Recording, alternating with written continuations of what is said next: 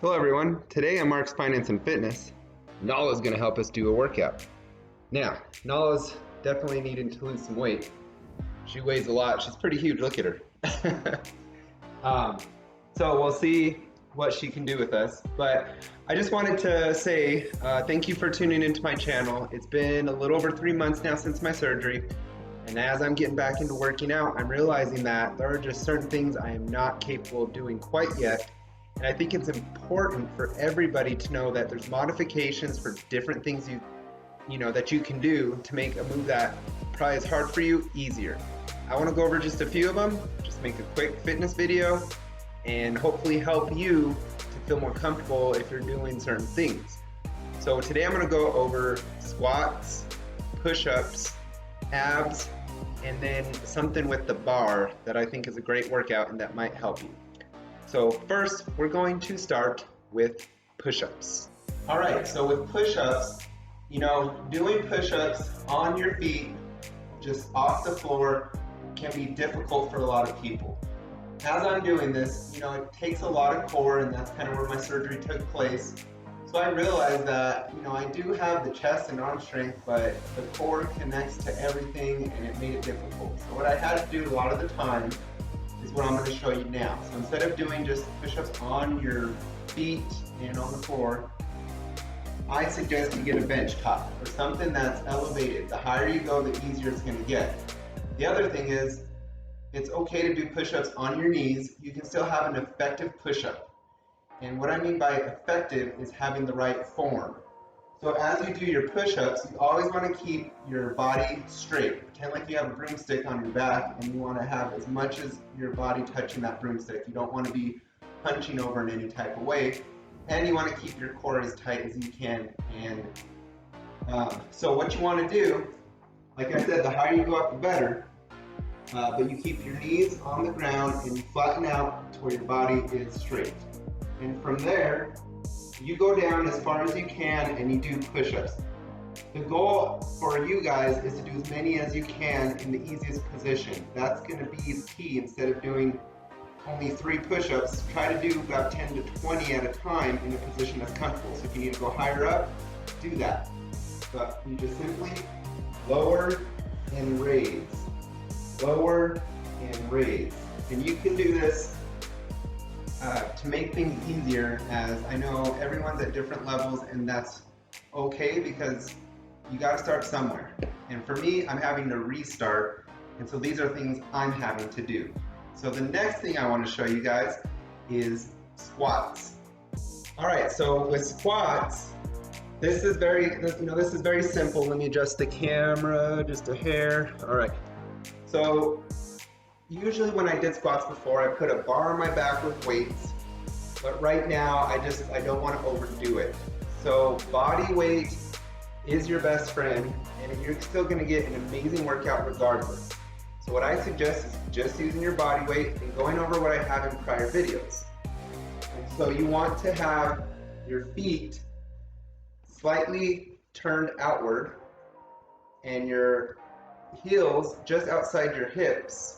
So I'm not too wide, but not too narrow. And that way when you go down, your knees go in this direction instead of straight, right? And your butt goes back like you're sitting on a chair, and then you come back up. And you want to stop your butt right above the knee line, and then you come back up. So pretend like you're sitting back in a chair, keeping your back straight. And you just want to do squats. You'll see how much this will work you out with no weights. Body weight is still very effective, and I want you to remember that. So the next thing I want to show you is some bar work.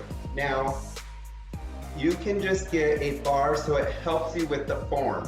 You need something straight. You can even, you want a little bit of weight on this. So usually a normal weight bar will be heavy enough to start practicing and then building up from there. But usually when I did a workout, I did what was called a clean and press, where you come up, you press, and you come down, and then you switch down. I know that sounds like a lot right now. That's not what we're doing. That involves a lot of your body. So instead, what I'm doing is you are simply going to pull the bar up and you're going to use the momentum of your body. So it's kind of going to be coming up like this, except you're going to kind of jump up onto your tippy toes and bring that bar, make it weightless, coming up, stopping. See how my arms are flat all the way across? And you do this repetition of times, you're really working out your back, your shoulders mainly, and some of your arms. Your core is always involved. So that's another good exercise to start out with, instead of going heavy with weights and doing clean and presses and things like that. Now the last thing is abs.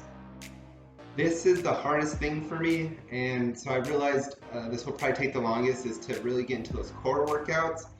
So if you're someone that has trouble with your core strength, this is something that I think is effective, so I want to show you. Usually when you're laying down, you'll have a lot of workouts do where you put your legs up and you kind of crawl. Well, that takes a lot of core strength. So instead of keeping your legs up, you keep them down and you just bring one up at a time and you touch the other foot down. And by giving yourself that couple seconds of rest with your foot at the bottom is really going to help. And even if you can't do that, simply coming up and twisting to one side, even if it's not that high, all those things added to your workout are going to help strengthen your core and just keep you growing and strengthening. And so I hope these little tips that have helped me in my recovery help you at whatever level you're at if you're struggling with certain things, whether it's push-ups, squats, if you're used to the clean and presses. Let me put this up here. So if you're used to the clean and presses, you can just start doing these guys, and then the abs. These are all great things. You can combine all four of these and do a half-hour workout, splitting up equally, and you're going to be doing some good muscle work and start building up. And from there, you can do push-ups eventually at ground level, and then on your toes. You can eventually get to clean and presses. You can eventually get to abs where your legs aren't on the floor and you're getting higher up with your back. And with squats, you can start adding weight. Those legs are stronger than you think, and so you can start putting more weight onto those. And so I hope you guys, get out there, work out. Being physically active is something that's going to really benefit you long term in your life. It's going to be good for your mental health as well, trust me. And so I hope you guys have a great rest of your day, and I look forward to the next time I do a fitness video and being more capable and being able to show you guys more than what I did today. So you guys have a great one. We'll see you next time on Mark's Finance and Fitness.